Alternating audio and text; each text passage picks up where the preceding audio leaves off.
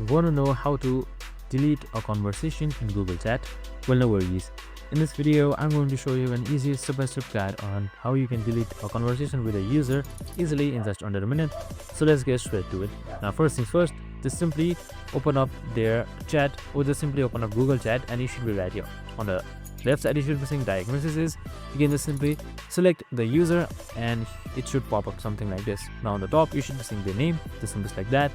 And now you can just simply scroll all the way down, and here you should be seeing delete conversation, just like that, and then select delete.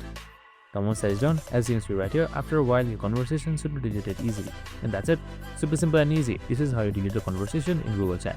Make sure to like, subscribe, and tune in with us for more of these videos. See you in the next one.